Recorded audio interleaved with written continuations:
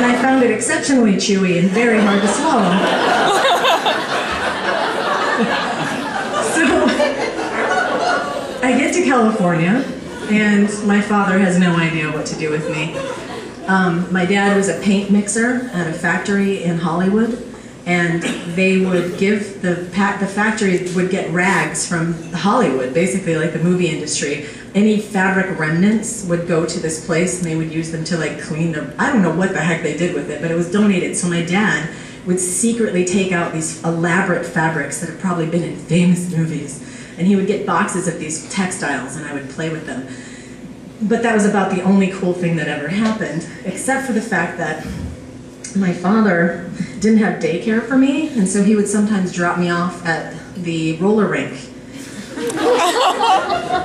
I was 6 at this point, and he would drop me off in the morning, and he would pick me up later in the night, and I would just rollerblade around, and I would skate with skates, no blades, just skating around and around and around until my father came to pick me back up. And my dad was not one, obviously, who really paid much attention to what I was doing or who I was hanging out with, and so I was free to explore and have really great adventures. And there was a park not far from where we lived, and I decided I'm going to go to the park.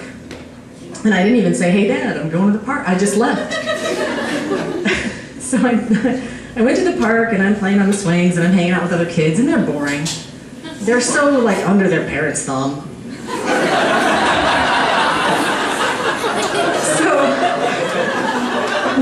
One thing I was really fascinated by is that in California, because of the rains, there are these huge ditches everywhere where the rainwater, the storm water will collect, and I wanted to go in there and explore.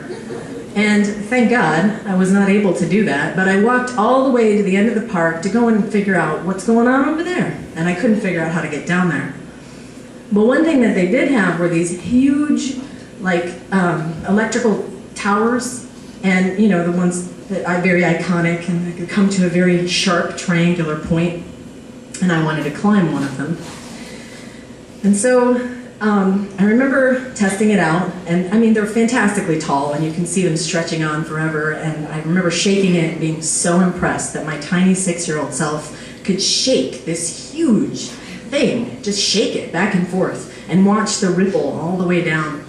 And so I thought, well, I'm climbing this thing, and there's a reason they make it such a sharp point, and then when you do get to the first rung, it's like it's not like a place to sit, which I thought would make, this is going to be the best place to sit. So I finally wedge myself up there, and I get up to the top rung, and I'm sitting, and I'm just enjoying myself. I can see the whole park, I can see everything, and then I see this tiny lady.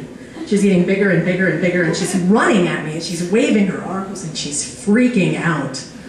And I'm like, wow, she's kind of hilarious. Look at that little angry lady. And she's coming at me, and I'm like, wow, she's coming right for me. And she gets to me, and she's waving really hard. And she says, oh, what are you doing? Where is your mother? And I said, my mom lives in Michigan. She was just like, well, where is your father? I said, my dad's at home. And so she's just like, and I realized when I'm up at this point, I was pretty high up, and when you're up above other people, you've got a lot of power. And suddenly, the regular rules don't matter anymore. And so she's really giving it to me. She is pointing at me, and she is pissed, and she is really worried about my safety, and she says, well, you better get down from there right now. And I looked at her, and I said the only thing you can say in that moment. I swung like a monkey with my arm. I swung out, and I was like, fuck you! And that is how I realized I was a serious badass. Thank you.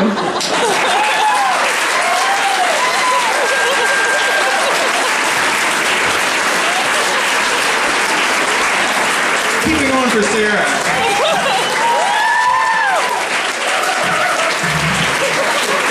Tighten up this microphone. Sarah, remind me never to be in a situation where you are physically above me. It was fantastic. Also, I like that you made a distinction that you were not, in fact, rollerblading, because rollerblading is way different, and I think we all know that.